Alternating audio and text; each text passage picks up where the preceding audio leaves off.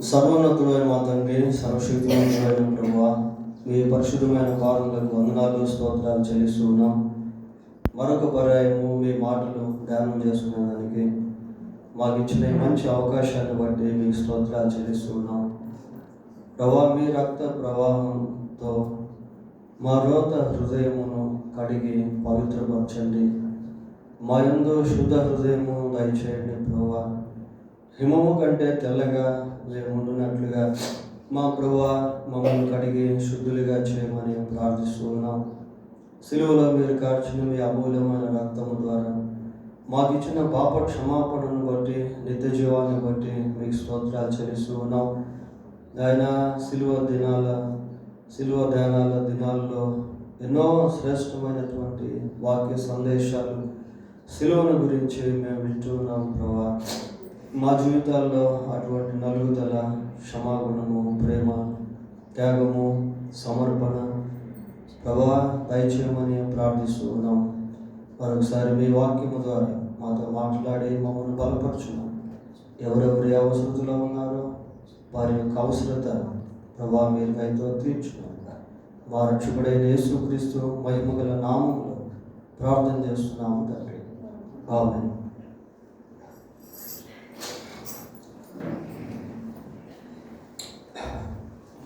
Bible ఉంటుంది, గలతీ పత్రిక 2వ అధ్యాయం. గలతీయులకు రాసిన పత్రిక 2వ అధ్యాయం 20వ వచనాన్ని చదువుతున్నాం.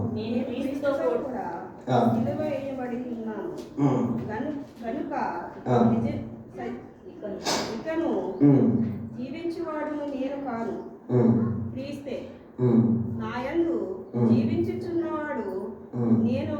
చాలు, క్రీస్తే నాయందు జీవించుచున్నాడు. ఇక్కడ పౌలు ఇక్కడ ఈ మాటలు చెప్తా ఉన్నాడు.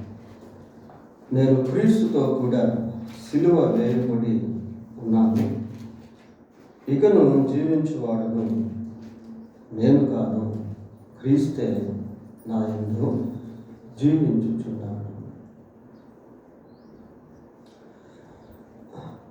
పౌలు యేసు ప్రభు యొక్క సిలువను గురించి ఎన్నో విషయాలు బైబిల్లో చెప్పాడు.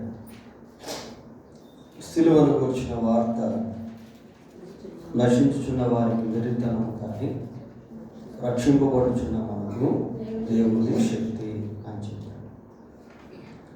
యేసు ప్రభు యొక్క సిలువను గురించి బైబిల్ గ్రంథంలో పౌలు అనేక మార్లు జ్ఞాపకం చేశాడు. అయితే ఇక్కడ మనం చదువుకున్నటువంటి ఈ సందర్భం ఎలాంటిది అని అంటే, యేసు ప్రభు యొక్క సిలువకు సంబంధించిన సందర్భం కాదు, కానీ ఇది తన విషయమైన సిలువకు సంబంధించిన సందర్భం. నేను క్రీస్తుతో కూడా సిలువ వేయబడి ఉన్నాను. మనం లిటరల్గా అంటే అక్షరానుసారంగా ఆలోచన చేస్తే, యేసు ప్రభు సిలువ వేయబడినటువంటి సమయంలో పౌలు అక్కడ లేడు. సైనికులు ఉన్నారు, శిష్యుడైన యోహాను ఉన్నాడు, తల్లి అయిన మరియ ఉంది. పౌలు ఆ సమయంలో అక్కడ లేడు పిల్లాడు. అలాగనే యేసు ప్రభువుతో పాటు ఇద్దరు బందిపోటు దొంగలు కూడా సిలువ వేయబడ్డారు. ఒకవేళ ఆ బందిపోటు దొంగల్లో ఎవరైనా నేను కూడా యేసు ప్రభుతో పాటు సిలువ వేయబడ్డాను అని అంటే అది వర్తిస్తుంది, వినడానికి అర్థవంతంగా ఉంటుంది. కానీ పౌలు ఇక్కడ ఏమంటాడంటే, నేను క్రీస్తుతో కూడా సిలువ వేయబడి ఉన్నాను అని అన్నాడు. How it was possible for him to be crucified with Christ. Yesu ప్రభుతో ఆ రీతిగా సిలువ వేయబడుట అనేది ఆయనకి ఎలా సాధ్యమైంది? ఇక్కడ పౌలు మాట్లాడుతున్నటువంటి మాటలు అక్షర సంబంధమైన మాటలు కాదు. యేసు ప్రభు సిలువ వేయబడే సమయంలో పౌలు లేడు. యేసు ప్రభుతో పాటు సిలువ వేయబడిన ఆ దొంగల్లో కూడా పౌలు ఒకటి కాడు.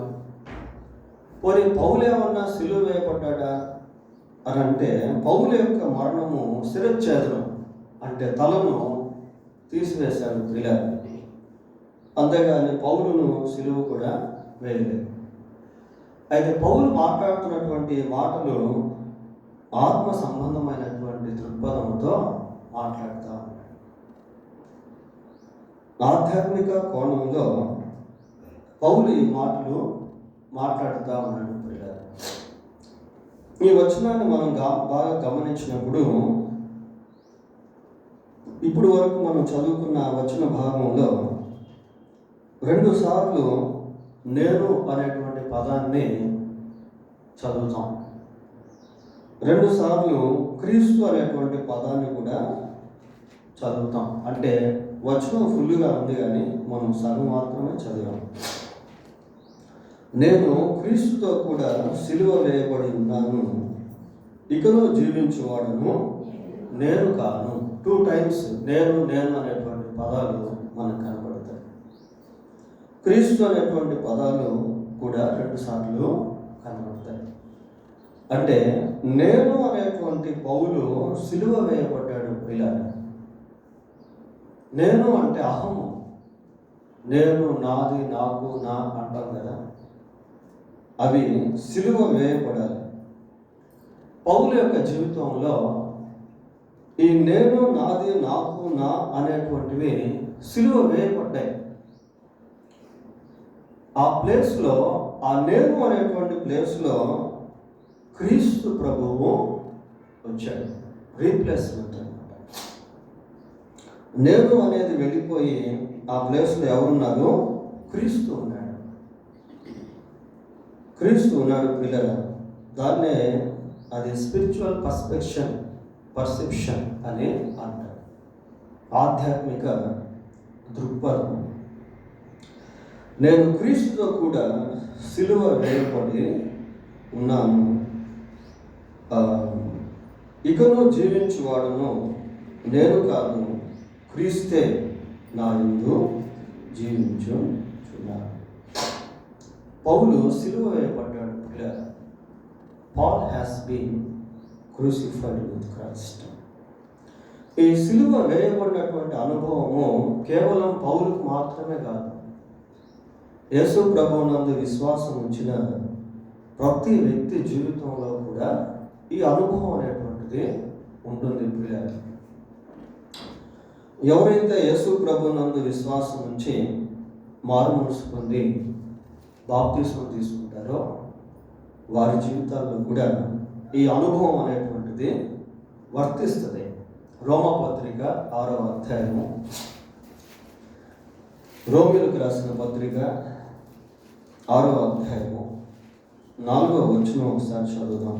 కాబట్టి తండ్రి ఆత్మ వలన క్రీస్తు మృతుల్లో నుండి ఎలాగూ లేపబడెను, అలాగే మనమును నూతన జీవం పొందిన వారై నడుచుకున్నట్లు మనము బాప్తిస్మము వలన మరణములో పాలు పొందుటకై ఆయనతో కూడా పాతి పెట్టబడితిమి. మరియు ఆయన మరణము యొక్క సాదృశ్యమందు ఆయనతో కూడా ఐక్యం గలవారమైన ఎడల ఆయన పునరుత్థానం యొక్క సాదృశ్యమందును ఆయనతో కూడా ఐక్యం గలవారమై ఉండును. చాలు. ఈ 4వ వచనాన్ని గమనించినప్పుడు తండ్రి మహిమ వలన క్రీస్తు మృతుల్లో నుండి ఎలాగూ లేకపోయినో అలాగే మనమును నూతన జీవం పొందిన వారమై నడుచుకున్నట్లు మనము బాప్తిస్మము వలన మరణములో పాలు పొందుటకై ఆయనతో కూడా పాతి పెట్టబడుతుంది. పై వచనంలో చూద్దాం. క్రీస్తు యేసులోనికి బాప్తిస్మం పొందిన మనమందరము ఆయన మరణములోనికి బాప్తిస్మం పొందినని మీరు ఎరుగురా. అంటే యేసుక్రీస్తునందు విశ్వాసం ఉంచి యేసుక్రీస్తులో బాప్తిస్మం పొందిన వారందరూ కూడా సిలువ వేయబడిన వారే. యేసు ప్రభు ఏ విధంగా సిలువలో మరణించాడో అటువంటి సిలువ వేయబడిన అనుభవము ప్రతి విశ్వాసం యొక్క జీవితంలో క్రీస్తు ప్రభువునందు విశ్వాసం ఉంచి బాప్తిసం తీసుకున్నప్పుడు అనుభవం అనేది ఉంటుంది. పిల్లలు, బాప్తిసం అనేటువంటిది అదేదో సామాన్యమైనటువంటి విషయం కాదు. దాంట్లో ఎంతో లోతైనటువంటి అర్థాలు అనేవి దాగి ఉన్నాయి. మనం ఎప్పుడైతే పాప క్షమాపణ నిమిత్తం యేసుక్రీస్తును రక్షకుడిగా అంగీకరించి మారుమనసు పొంది బాప్తిసం తీసుకుంటామో, ఈ బాప్తిసం తీసుకునేటువంటి అనుభవంలో ప్రభువుతో కూడా సిలువ వేయబడినటువంటి వారంగా మారుతాం. పౌలు ఒక్కడే కాదు ప్రియులారా, ప్రతి విశ్వాసి కూడా క్రీస్తును అంగీకరించి బాప్తిసం తీసుకున్నప్పుడు అట్టి అనుభవంలోనికి వస్తాడు.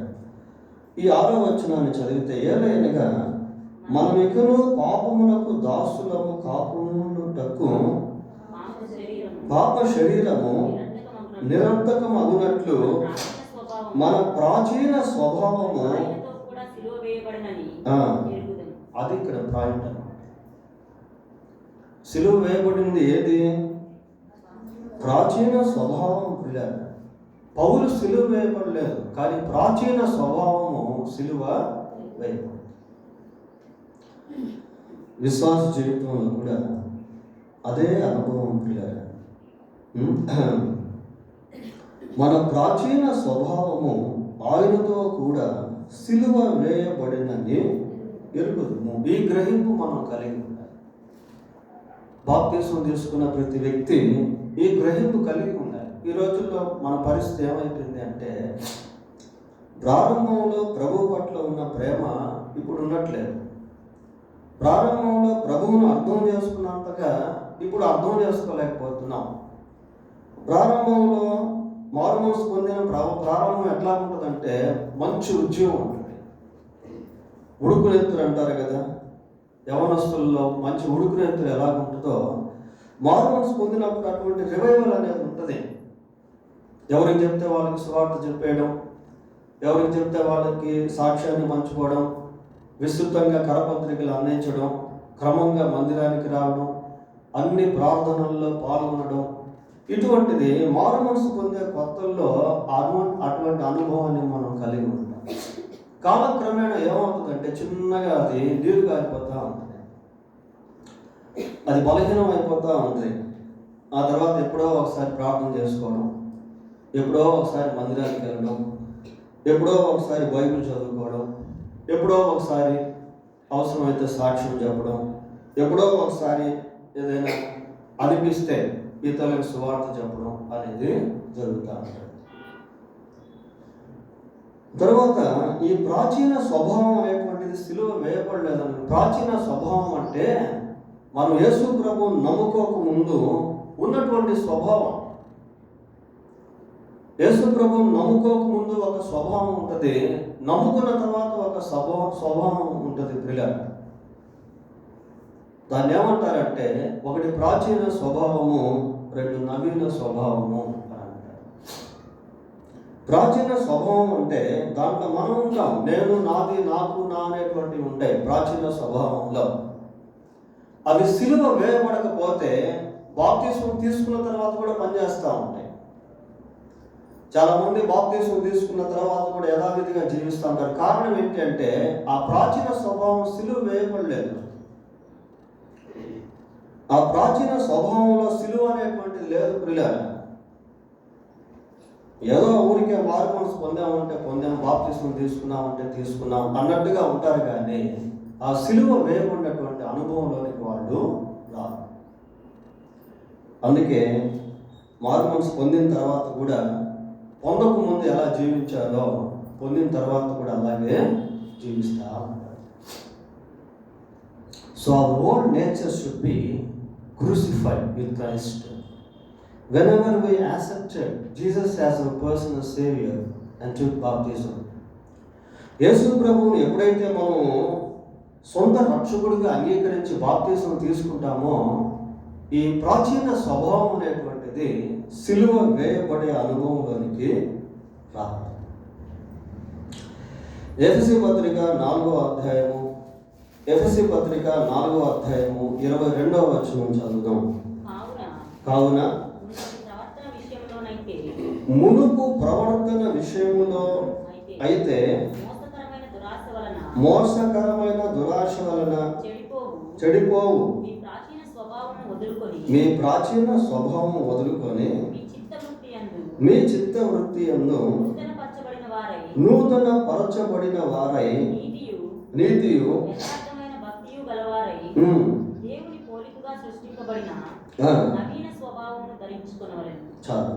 చాలా ప్రాముఖ్యమైనటువంటి వచనాలు ఇవన్నీ పిల్లలు. మునుపటి ప్రవర్తన విషయంలోనైతే, మునుపటి అంటే ప్రభువును అంగీకరించక ముందు లైఫ్ ఎలా ఉంటుంది అంటే విచ్చలవిడిగా ఉంటుంది. ఎట్ట పడితే అట్టు వెళ్ళడం, ఏది పడితే అది చేయడం, ఎలా ఇష్టమైతే అలాగా జీవించడం పిల్లలు. భార్యాభర్తల సంబంధం మనకు తెలుసు కదా. వివాహం కాకమునుపు యవనస్తులు ఎలా ఉంటారు అంటే చాలా వరకు వాళ్ళ ఇష్టానుసారంగా జీవించేటువంటి వారుగా ఉంటారు. స్త్రీకి వివాహం అయిన తర్వాత she comes under her husbands authority. ఆమె పురుషుని యొక్క లేక భర్త యొక్క అధికారం క్రిందకి తీసుకుని రాబోతుంది. ఎందుకు ఈ సాదృశ్యం అంటే, యేసు ప్రభువును మనం రక్షకుడిగా అంగీకరించినప్పుడు ప్రభువు వరుడుగాను మనం వధువుగాను మారి ఆయన అధికారం క్రిందకి తీసుకుని రాబడతాం. అంతకుముందు ఆ స్త్రీ తన ఇష్టానుసారంగా జీవించేది ఇప్పటి నుండి భర్త ఇష్టానుసారంగా జీవించాలని కోరుకుంటుంది పిల్లలు. ఆ ప్యాటర్న్ అనేది బైబిల్లో మనం చూస్తాం. స్త్రీకి పురుషుడు శిరస్సు, పురుషునికి శిరస్సు క్రీస్తు, క్రీస్తుకు శిరస్సు దేవుడు.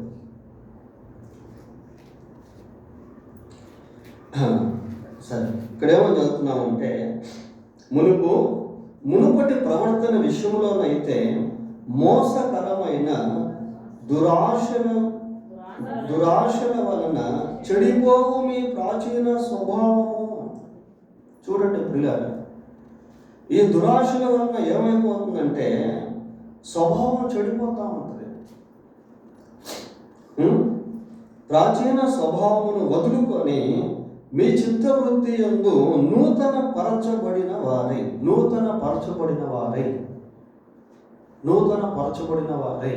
క్రీస్తునందు మన విశ్వాసం వచ్చినప్పుడు మన జీవితంలో ఒక నూతనత్వం అనేటువంటిది చోటు చేసుకుంటుంది ప్రియారు. అంతకు ముందున్న మాటలు వేరు, అంతకు ముందున్న పాటలు వేరు, అంతకు ముందున్నటువంటి జీవన విధానం వేరు, ఇప్పటి నుండి జీవించే జీవితము వేరు. It is fully different. చిత్తవృత్తి యందు నూతన పరచబడిన వారై నీతియను యథార్థమై భక్తియు గలవారై దేవుని పోలికగా సృష్టింపబడిన నవీన స్వభావమును ధరించుకోవాలి. పిల్లలు, నవీన స్వభావం అంటే యేసు ప్రభు యొక్క స్వభావము. యేసు ప్రభుతో సిలువ వేయబడినప్పుడు యేసు ప్రభు యొక్క స్వభావం మనలోకి వచ్చేస్తుంది. పౌలు ఒక మాట అంటాడు, నేను క్రీస్తును పోలి నడుచుకొనుచున్నాను. I am imitating Christ. నేను క్రీస్తును పోలి నడుచుకొనుచున్నాను. పౌలు అంటున్నాడు, నేను క్రీస్తుతో కూడా సిలువ వేయబడి ఉన్నాను. సిలువ వేయబడిన అనుభవాన్ని పౌలు కలిగి ఉన్నాడు కనుక అటువంటి స్టేట్మెంట్ లేక ప్రకటనను పౌలు చేస్తా ఉన్నాడు. చాలా ప్రాముఖ్యమైనటువంటి ప్రకటన అది. సరే, ఈ సిలువ వేయబడే అనుభవాన్ని ఇంకా కొంచెం మనం బైబిల్లో గమనిద్దాం. గలతీ పత్రిక 5వ అధ్యాయము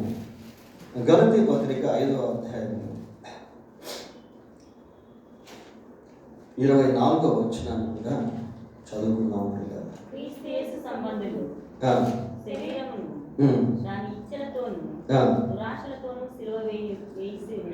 చాలు.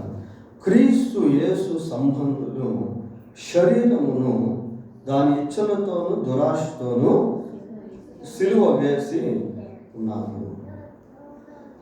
అంటే ఇక్కడ క్రీస్తు యేసు సంబంధులు అంటే నాట్ ఓన్లీ పౌలు మాత్రమే కాదు ప్రియులారా, యేసు ప్రభువునందు విశ్వాసం ఉంచిన ప్రతి ఒక్కరికి కూడా ఇది వర్తిస్తుంది.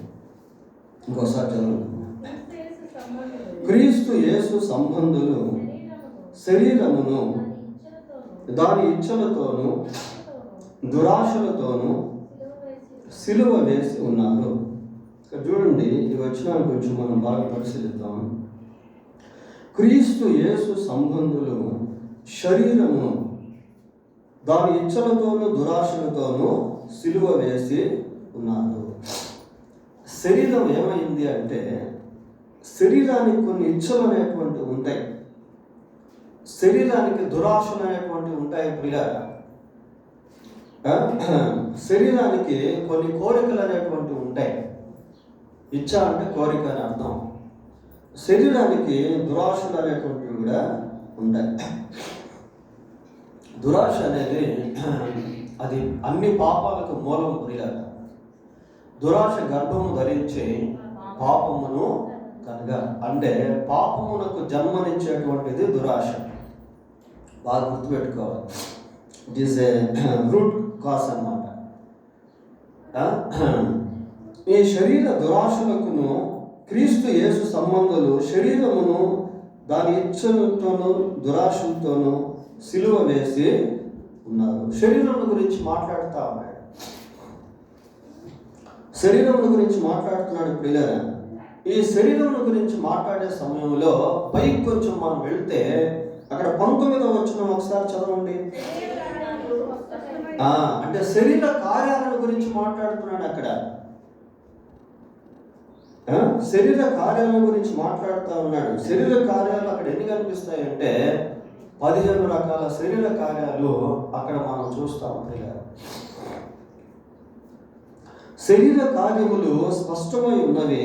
అవేవనగా జారత్వము, అపవిత్రత, కామకత్వము, విగ్రహారాధన, అభిచారము, ద్వేషములు, కలహము, మత్సరములు, క్రోధములు, కక్షలు, భేదములు, విమతములు, అసూయలు, మత్తతలు, అల్లరితో కూడిన ఆటపాటలు. ఇవన్నీ కూడా శరీర కార్యాలు ప్రియులారా. అంటే ఈ శరీర కార్యాలు సిలువ వేయబడాలి. ఈ శరీర కార్యాలు సిలువ వేయబడాలి. సిలువ వేయబడి విశ్వాస దేంట్లోకి రావాలి అంటే 22 చదవండి. అయితే ఆత్మఫలం ఏమనగా ప్రేమ, సంతోషము, సమాధానము, దీర్ఘశాంతము, దయాళుత్వము, మంచితనము, విశ్వాసము, సాత్వికము, ఆశా నిగ్రహము. చాలు. ఈ 9 రకాల ఆత్మ ఫలం అన్నమాట. 15 రకాల శరీర కార్యముల్లో నుండి బయటకు వచ్చి 9 రకాల ఆత్మ ఫలము లోపలికి వెళ్ళాలి ప్రియులారా. ఎవరు అంటే యేసుక్రీస్తునందు విశ్వాసం ఉంచినటువంటి వాడు.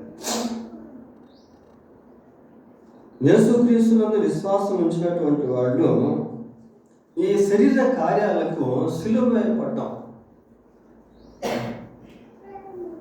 దేవుని చిత్తం అయితే మన బైబిల్ స్టడీలో ఈ శరీర కార్యాలను గురించి స్పష్టంగా తెలుసుకుంటాం. ఎందుకంటే గలతీ పత్రిక మీదే మనం వాక్యాన్ని ధ్యానిస్తున్నాం పిల్లలు.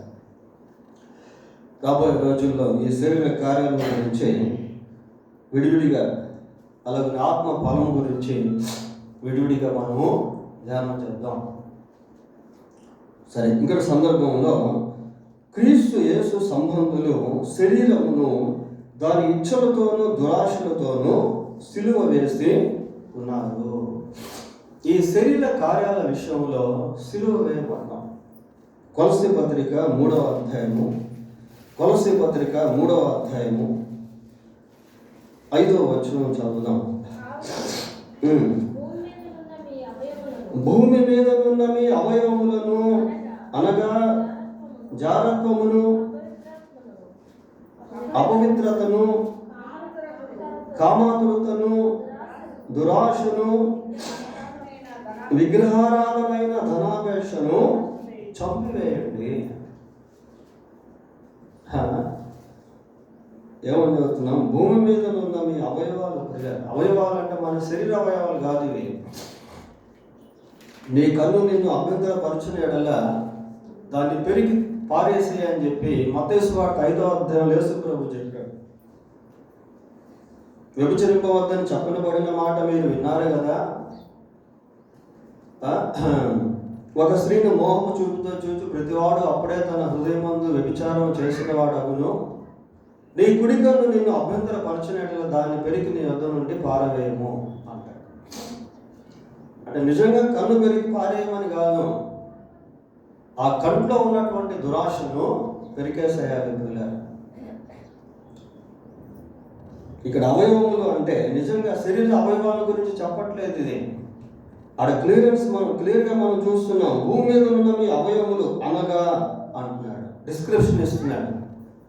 అవయవాలు ఏంటి అని చెప్తా ఉన్నాడు. అవయవములు అనగా జారత్వము, అపవిత్రత, కామాతురత, దురాశ, విగ్రహారాధన, ధనాపేక్ష.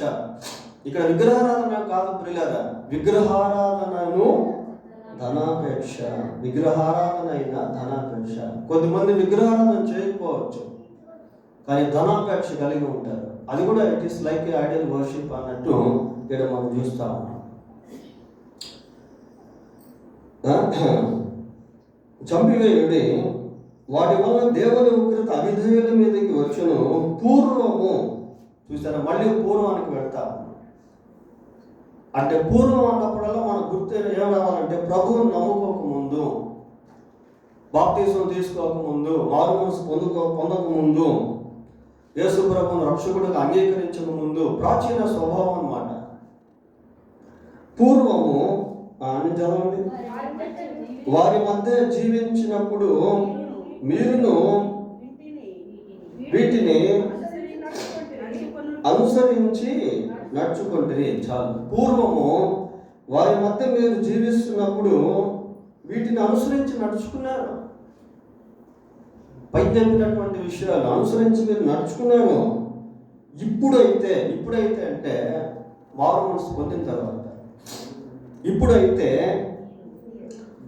మీరు కోపము, ఆగ్రహము, దుష్టత్వము, దూషణ, మీ నోట బూతులు అను విసర్జించామా? ప్రియ మును పెట్టున్నామో ఇప్పుడు కూడా అట్లాగే ఉన్నాం. మునుపు ఎలా ఉన్నామో ఇప్పుడు కూడా దాదాపు అలాగే ఉన్నాం. Did we shut? విసర్జించామా? చూడండి, ఇప్పుడైతే మీరు కోపము, ఆగ్రహము, దుష్టత్వము, దూషణ, మీ నోట బూతులు అను వీటన్నిటిని విసర్జించండి. ఒక క్రైస్తవ విశ్వాసి బూతు మాటలు మాట్లాడుతూ అదే నోటితో ప్రార్థన చేస్తూ ఉంటే అది ఇది విన్న వాళ్ళకి ఎట్లా ఉంటుందో ఒకసారి ఆలోచన చేయండి. ప్రియులారా, మనల్ని ఎవరో విమర్శించాల్సిన పని లేదు. మనల్ని మనం విమర్శించుకుంటే చాలు. మన నిజస్థితి ఏంటో మన మనస్సాక్షి చాలా చక్కగా మనతో మాట్లాడుతుంది. We have to find out the evil things that we are doing continuously in our daily lives. మన అనుదిన జీవితంలో మనం చేస్తున్నటువంటి చెడు కార్యాలు అన్నీ కూడా రాసుకోవాలి. రాసుకొని దేవుని దగ్గర పెట్టి ప్రార్థన చేసి విజయాన్ని పొందుకోవాలి. దేవుడు కృప చూపిస్తాడు. ప్రియులారా, whom we are serving is Holy One. He gives us victory to overcome evil thoughts, evil sights, evil words.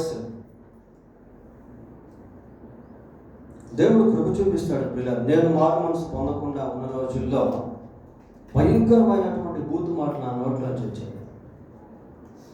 కవిత రూపంలో కూడా బూతు మాటలు మాట్లాడేవాడిని. మారు మనసు పొందాను. పొందిన తర్వాత ఎక్కడ నోట్లో బూతు మాటలు వస్తాయో అని చాలా వరకు మనుషులతో మాట్లాడడం ఆపేశాను. నన్ను చూసి కొద్దిమంది ఏమనుకున్నారు అంటే ఈ అబ్బాయి మోగవాడేమో అనుకున్నారు. మాట్లాడితే మళ్ళీ బూత్ మాటలు ఎక్కడైనా వస్తాయేమో అని చెప్పి ఎవరితో ఎక్కువ మాట్లాడేవాడు కాదు. అప్పుడు ఒక ఫ్యాక్టరీలో పని చేస్తా ఉన్నాను. ఒకరోజు పని ఒత్తిడి బాగా ఎక్కువైపోయింది. పని ఒత్తిడి బాగా ఎక్కువైపోయి ఆ ఒత్తిడిలో సడన్గా నా నోటి నుంచి ఒక బూతు మాట వచ్చింది. అప్పుడు నేను చాలా దుఃఖపడ్డాను, బాధపడ్డాను. అయ్యో, ఇన్ని రోజులు నేను మాట్లాడలేదు, ఈరోజు నా నోట్లోంచి మాట వచ్చింది అని చెప్పి దేవుని దగ్గర పశ్చాత్తాపడి, ప్రభువా దయచేసి నాకు దీని మీద జయమివ్వండి, నా నోట ఇట్లాంటి మాటలు రాకుండా చేయండి ప్రభువా అని ఎంతో దేవుని సన్నిధిలో ప్రార్థన చేశాను. ఆ రోజు నుంచి ఈ రోజు వరకు ఎప్పుడు నా నోట్లో బూతు మాట రాలేదు. ఎన్నోసార్లు కోప సంబంధమైనటువంటి సిచ్యువేషన్స్ ఎదురైనాయి, కానీ ఎప్పుడు రాలేదు. ఎందుకు ఈ మాటలు చెప్తున్నాను అంటే, it is not my greatness, ఇది నా గొప్పతనం కాదు, కానీ దేవుడు మనకు విజయం ఇస్తాడు అన్నదాన్ని అనుభవించి చెప్తున్నాను పిల్లలు. చూడండి, ఇక్కడ మనం ఏం చదువుతున్నాము అంటే, ఇప్పుడు అంటున్నాడు, ఇప్పుడైతే మీరు కోపాన్ని మానేయండి, ఆగ్రహమును మానండి. కొద్దిమందికి ఎంత ఆగ్రహం ఉంటుందంటే, ఎంత ఆవేశం ఉంటుందంటే, చాలా భయంకరమైనటువంటి కోపం ప్రియాలి, భయంకరమైనటువంటి ఆవేశం. ప్రభువును నమ్మిన తర్వాత మన జీవితంలో దేవుడు నెమ్మదినిస్తాడు. యేసు ప్రభు కోపపడిన సందర్భాలు బైబిల్లో మనకి ఎక్కడా కనబడవు. ఆ దేవాలయంలో ఒకసారి కోపపడ్డాడు, 2 సార్లు కోపపడ్డాడు. కారణం ఏంటి అంటే, ఆ కోపానికి రీజన్ అనేటువంటిది, కోపంలో కూడా రకాలు ఉంటాయి పిల్లలు. కోపంలో కూడా రకాలు ఉంటాయి.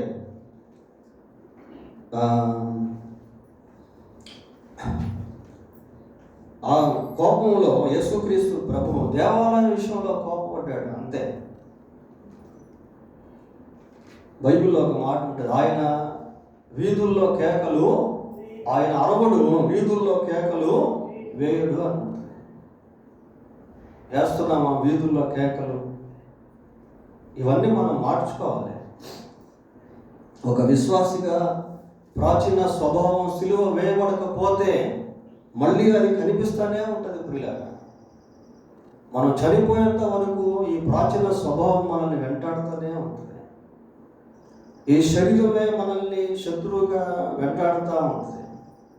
తన కోపమే తనకు శత్రువు అని అంటారు. సరే, మళ్ళీ చదవండి. ప్రాచీన స్వభావమును చదవండి, 9వ వచనం. ఒకరినొకడు అబద్ధం ఆడకుడి, ఏలైనగా ప్రాచీన స్వభావము దాని క్రియలతో కూడా మీరు పరిత్యజించి జ్ఞానము కలుగు నిమిత్తము నూతన పరచబడుచున్న నవీన స్వభావమును మీరు ధరించుకొని ఉన్నారు. ట్రాన్స్ఫిగరేషన్, నవీన స్వభావము, నూతన అంతరంగ పురుషుడు, నూతన స్వభావము ప్రియులారా.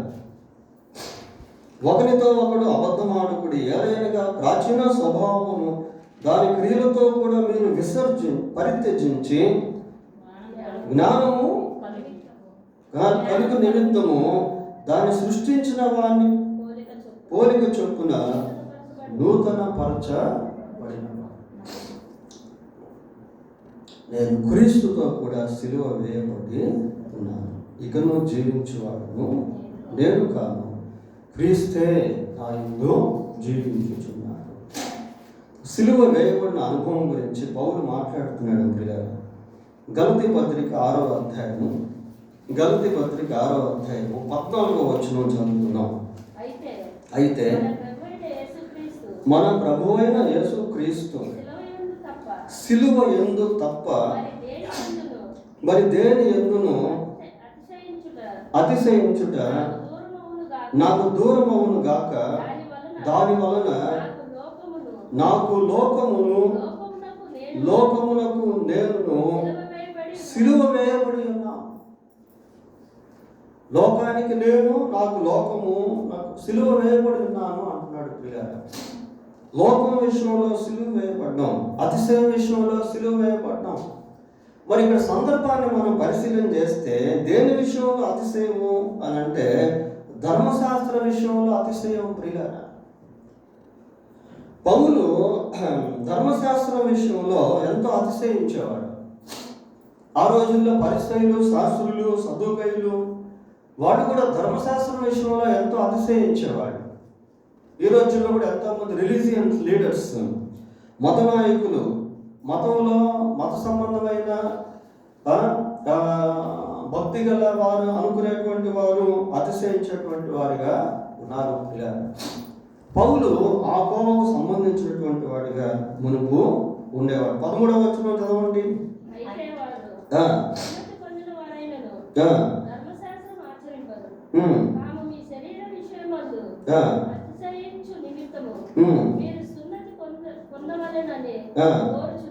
చాలు. ధర్మశాస్త్రం విషయంలో ప్రియులారా, సున్నతి విషయంలో అతిశయము. యూదులు ఎలా ఉండేవాళ్ళు అంటే వీఆర్ పర్ఫెక్ట్ అనుకునేవాడు.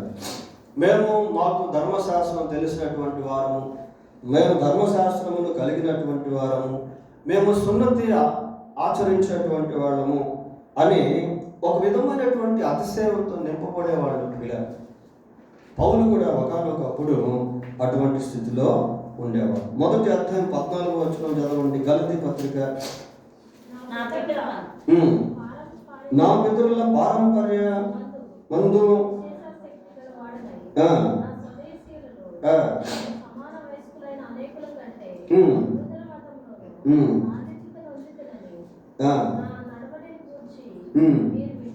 చాలు. పౌలు మాట్లాడుతున్నాడు పిల్లలు, నా పితరుల పారంపర్యాచారమందు విశేషాసక్తి కలిగిన వాడనై నా స్వజాతీయులలో నా సమాన వయస్కులైన అనేకుల కంటే యూదా మతంలో ఆధిక్యతను నొందించింది. చూడండి ఎటువంటి గొప్ప స్థితిలో ఉన్నాడు. పితరుల పారంపర్య ఆచారం ముందు విశేష ఆసక్తి అట ప్రియుల. ఆసక్తి అనేది వేరు, విశేష ఆసక్తి అనేది వేరు. ఆసక్తి కంటే ఇంకా ఎక్కువ, అంత గొప్ప ఆచారాల యందు అంత గొప్ప ఆసక్తి కలిగినటువంటి వాడు, మరి ధర్మశాస్త్రాన్ని బాగా పఠించినటువంటి వాడు, సన్హెడ్రిన్ మహాసభలో ఒక సభ్యుడిగా మెంబర్షిప్ కలిగినటువంటి వాడు. అటువంటి గొప్ప స్థితిలో పౌలు ఉన్నాడు. అపోస్తుల కార్యం 22వ అధ్యాయం 3వ వచనం చదవండి. 22. నేను కిల్కియాలోని తార్సులో పుట్టిన యూదుడను, అయితే ఈ పట్టణములో గమలీయేలు పాదముల యొద్ద పెరిగి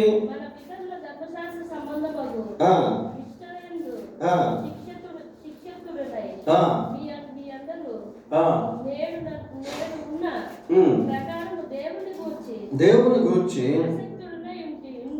ఆసక్తుడనై ఉండి చాలా తన గురించి మాట్లాడు. ఎన్ని బ్యాక్గ్రౌండ్ హిస్టరీ ప్రియుల అంటే యేసు ప్రభువును నమ్ముకోక ముందు పౌలు ఆ మత సంబంధమైనటువంటి విషయంలో లేక యూదా మతం విషయంలో ఎటువంటి శిష్టుడిగా భక్తుడిగా ఉన్నాడనేటువంటి విషయాలు తెలియజేస్తా ఉన్నాడు. దాంట్లో అతిశయించేవాడు. అయితే ఇప్పుడు పౌలు ఏం చేస్తున్నాడంటే దాని విషయంలో సిలువ వేయబడ్డాను అంటున్నాడు ప్రియులారా. ఏమని చెప్తున్నాడు? అయితే మన ప్రభు అయిన యేసుక్రీస్తు సిలువ యందు తప్ప మరి దేని యందును అతిశయపడుట నాకు దూరం అవును గాక, దాని వలన నాకు లోకమునకు నేను సిలువ వేయబడ్డాను. మతంతో ఎవరు దేవుని రాజ్యంలోనికి ప్రవేశించలేరు ప్రియులారా. యేసు ప్రభు యొక్క సిలువ ద్వారానే మనిషి దేవుని యొక్క రాజ్యానికి ప్రవేశించగలుగుతాడు. లోకానికి సిలువ వేయబడ్డాం, లోక సంబంధమైన ఆచారాలకు సిలువ వేయబడ్డాం, ధర్మశాస్త్ర సంబంధమైన ఆచారాల విషయంలో సిలువ వేయబడటము అనేది ఇక్కడ చూస్తాము. నేను క్రీస్తుతో కూడా సిలువ వేయబడి ఉన్నాను, ఇకను జీవించువాడను నేను కాను, క్రీస్తే నా యందు జీవించుచున్నాను, ఇకను జీవించువాడను నేను కాను అంటున్నాడు. అంటే ఇంతవరకు జీవించింది నేనే, ఇకను జీవించేవాడను నేను కాను, క్రీస్తు నా యందు జీవించుచున్నాడు అంటున్నాడు.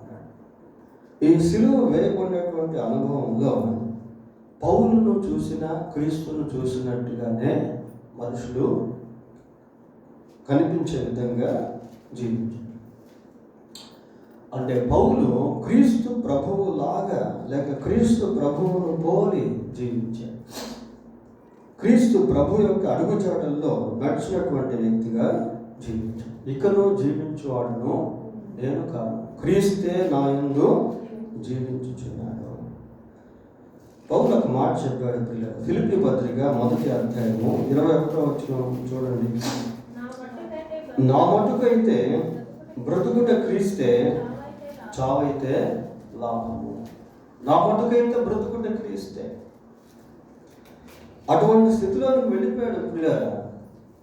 బ్రతుకైనా చావైనా క్రీస్తే అనే స్థితిలోకి వెళ్ళిపోయాడు. అటువంటి కంప్లీట్ సబ్మిషన్, సంపూర్తిగా తను తాను దేవునికి సమర్పించుకున్నటువంటి అనుభవంలోనికి వెళ్ళిపోయాడు. నా మటుకైతే బ్రతుకుట క్రీస్తే, చావైతే లాభము.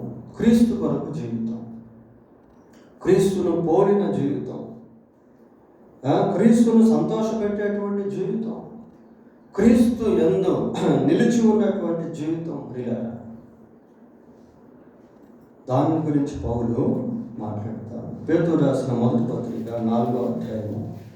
పేతురు రాసిన మొదటి పత్రిక 4వ అధ్యాయం 1వ వచనం చూడండి. క్రీస్తు శరీరమందు శ్రమపడను గనుక మీరును అట్టి మనస్సును ఆయుధముగా ధరించుకొనుడి, శరీర విషయములో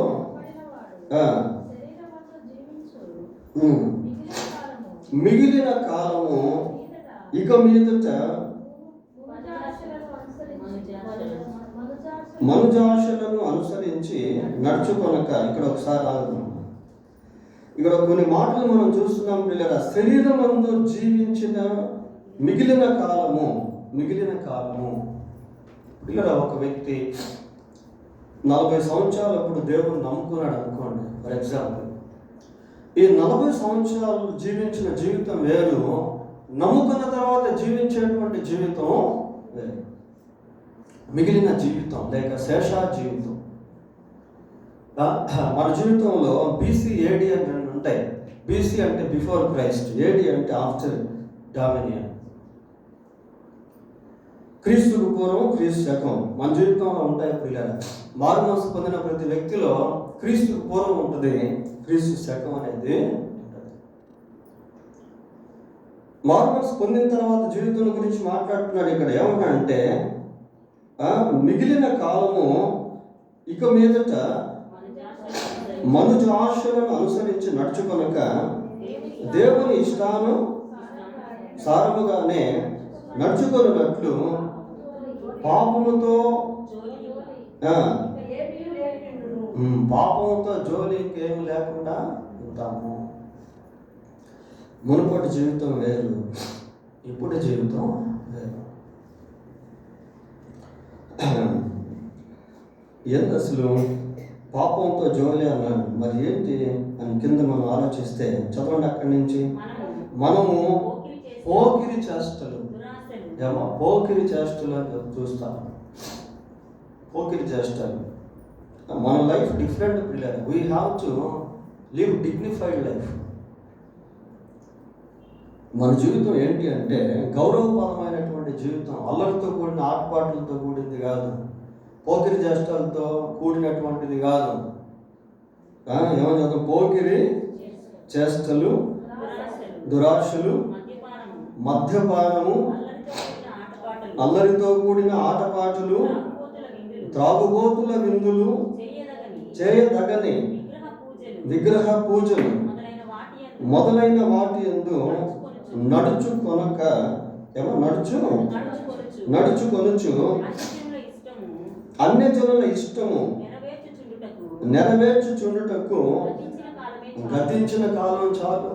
అంతకు ముందు మీరు ఇలాగ జీవించారు కదా, ఇంకా ఆపేసేయండి.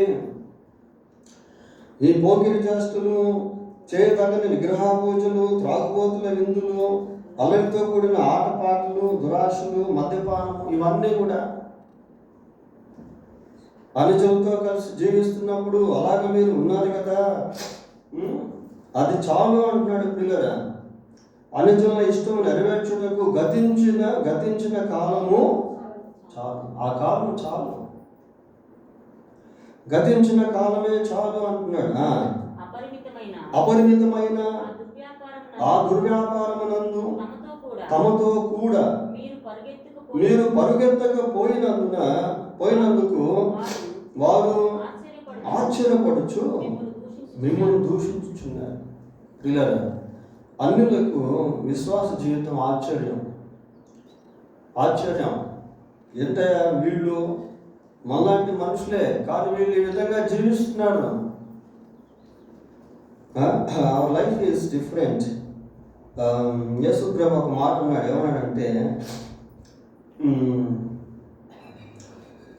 నేను లోక సంబంధిని కానట్టు మీరు లోక సంబంధులు కాదు, నేను లోకంలో నుండి మిమ్మల్ని ఏర్పరచుకొని ఉన్నాను.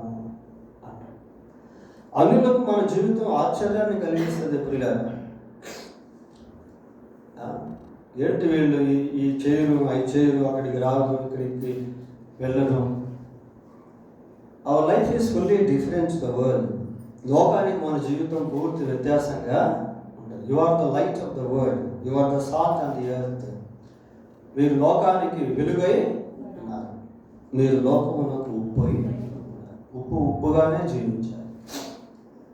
ఉప్పు సారం కోల్పోయింది అనుకోండి, రాతితో సమానం. ఉప్పు దాని సారం కోల్పోతే దాన్ని తీసుకెళ్ళి ఎక్కడేస్తారు? బయట వేస్తే ఏమవుతుంది? మనుషులు తొక్కుకుంటూ వెళ్ళిపోతారు. We don't lose our essence of spirituality. మనం ఆత్మ సంబంధమైనటువంటి ఆ సారాన్ని కోల్పోము. అన్నిట్లో కలిసిపోయి, అన్నిటితో కాంప్రమైజ్ అయిపోయి మనుషులతో సహవాసం చేయాలి. అదే సమయంలో మన యొక్క ప్రామాణికాలు లేక స్టాండర్డ్స్ కాపాడుకుంటా ఉండాలి. షడ్రక్, మేషక్, అబేద్నెగో, దానియేలు బబులోను సామ్రాజ్యంలో ఉన్నారు. అంతా విగ్రహారాధన, ఎంతో మంది త్రాగుబోతులు, దేవుని భయం లేనటువంటి వాళ్ళు. But they kept their faith among the people as believers, as godly people. అయితే అటువంటి వారి మధ్య వారి భక్తి జీవితాన్ని జాగ్రత్తగా కాపాడు. వారి మధ్యనే దేవుడు వారిని హెచ్చించాడు. పిల్లలు,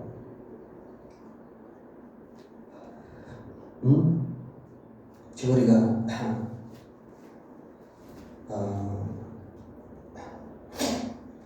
కొలస్సీ పత్రిక 3వ అధ్యాయము మొదటి వచనం చదువుదాం. మొదటి వచనం, మీరు క్రీస్తుతో కూడా లేపబడిన వారైతే పైనున్న వాటినే వెతుకుడి, అక్కడ క్రీస్తు దేవుని కుడిపార్శ్వమందు కూర్చుని ఉన్నాడు. పైనున్న వాటి మీదనే కానీ భూ సంబంధమైన వాటి మీద మనస్సు పెట్టకుడి.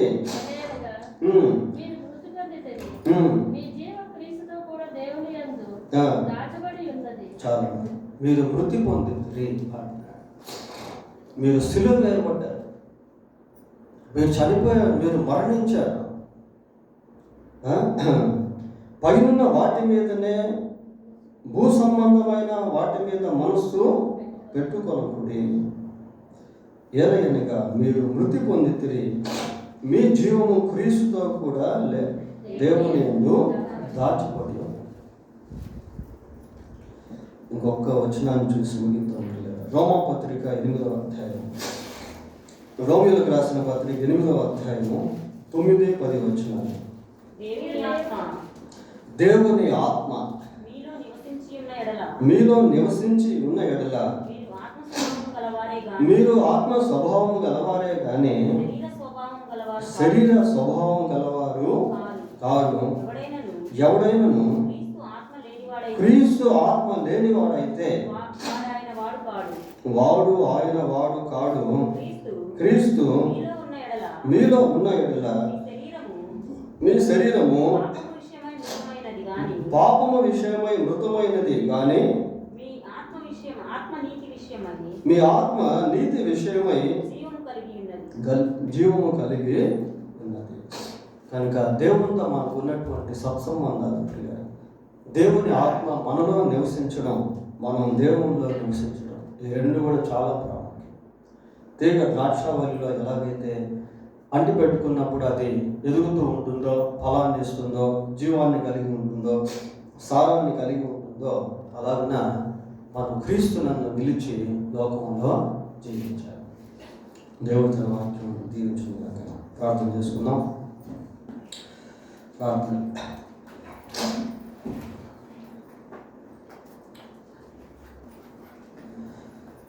ప్రేమని మా తండ్రి, పరిశుద్ధమైన దేవా, మీకు వందనాలు స్తోత్రాలు చెల్లిస్తున్నాం ప్రభా.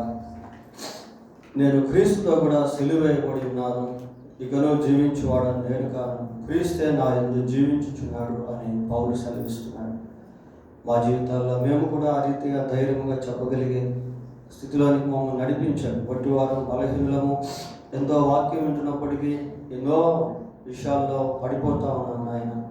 మీరేదైతే మమ్మల్ని కనికరించి బలపరచండి ప్రభా, నవీన స్వభావం ధరించుకున్న అనుభవంలోనికి మమ్మల్ని దయతో నడిపించమని మా ప్రభు యేసుక్రీస్తు నామంలో ప్రార్థన చేస్తున్నాము తండ్రి. ఆమేన్. అందరూ లేచి నిలబడి ఒక పాట పాడుతున్న సమయంలో కాలుతో దిగబడితే